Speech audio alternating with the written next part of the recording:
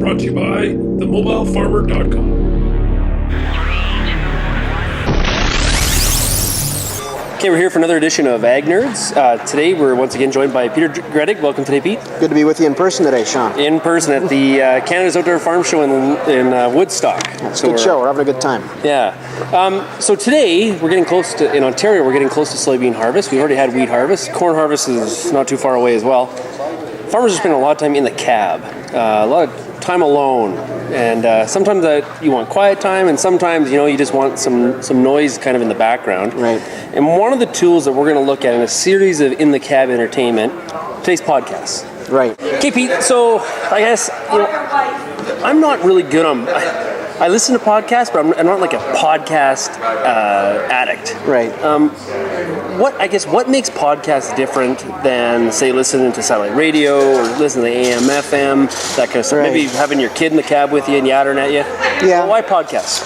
Well, I guess one thing about a podcast is that you control when it starts and ends. If you have to get out of the tractor or do something, you just pause it and then you can start in again. Okay.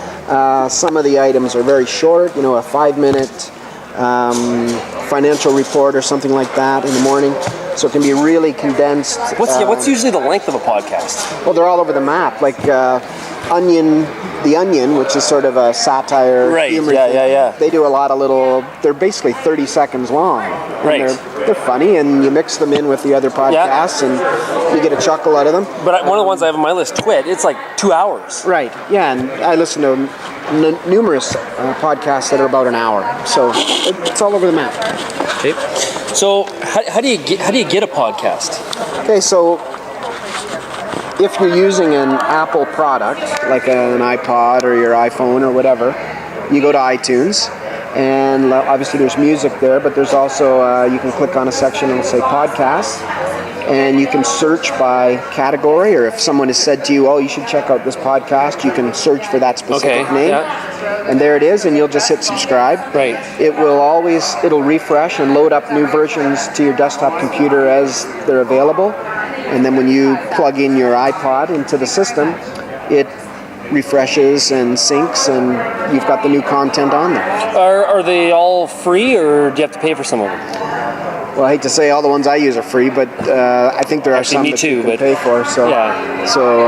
So what would be an example of a podcast that you listen to while you're on the tractor? Okay. Well, as a farmer in Ontario, there's one podcast that's a must-have, and it's called the Omafra Cropline Podcast, and that's the Ministry of Agriculture and Food. Yep. It used to be a phone-based tape.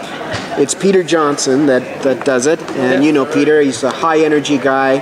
He's the wheat specialist for Ontario, but basically it's a tape or an audio message that he does twice a week through the busy season.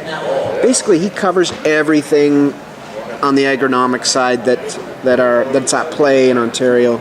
So corn, soybeans, wheat, edibles, forages. Right. Peter covers it all, and it's stimulated by listeners leave questions for him, and then on the next episode he addresses those issues. Right. So it's really timely. Peter always says it's going to be a short tape. It never is, right? Because there's a lot to cover, but it's perfect when you get in the tractor in the morning and listen to what the Cropline has. I feel like I'm in touch with what's going on in my sector, so it's good. I know in terms of news, I like to listen to, there's like the BBC has a good global news podcast. CBC, Canadian Broadcast Television, has a really good kind of national broadcast.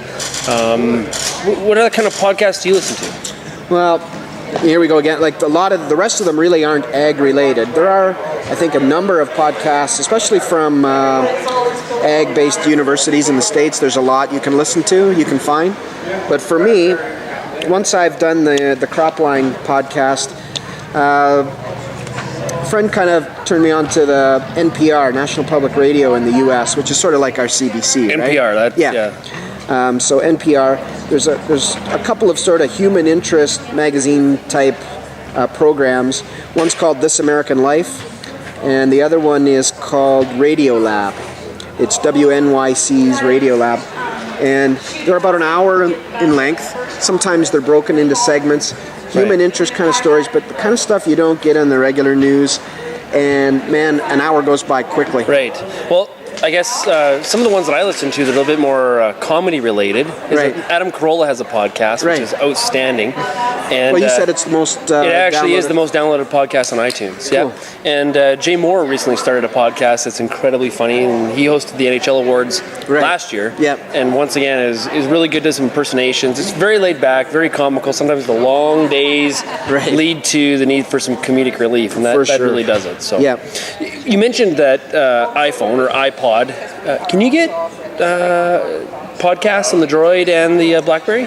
I know that my BlackBerry Torch has the ability to access and load up podcasts, but to be honest with you, for whatever reason, I'm kind of comfortable with the iPod, and it's separate from my phone, so if I need to use the phone. Right. So, to be honest, I haven't quite got there yet. I haven't. The other thing I haven't tried is the BlackBerry Messenger music service, and I haven't got there yet. We'll talk about that in our next. What's really a beauty with the podcast and the Apple products is that they're cross-functional on all the devices. Whether you have an iPad or an iPod, the Touch, phone. If you subscribe to that podcast and sync your phone or your device, it'll be on all the devices. Right. And also tracks whether you listen to them or not, and it's awesome. Yeah, and the cool thing is that they kind of auto-refresh, right? So there isn't much to it. When you plug your iPod into your computer and hit sync, you know, you've kind of programmed how many episodes you want to be stored, and so it's once you get set up, it seems seamless. It's just something you do while you're having your coffee in the morning. Make sure you're loaded up with your podcasts, and then as the day goes on and you feel the need to sort of broaden your horizons, you've got it with you. Well, there's nothing worse than listening to the radio, driving somewhere, and you're really interested in what they're saying, and then all of a sudden you got to get out. It's like, I'm going to miss what they're going to be talking about. The podcast really takes away that problem because you can pause it and come back to it. Yeah, I guess the difference between the podcast and radio is that you're kind of the program director. You get to decide what kind of content you get, and then you can listen to part of it, all of it, at your leisure. So it's cool. Okay, until next time, we'll talk to you there, Pete. Right on, Sean.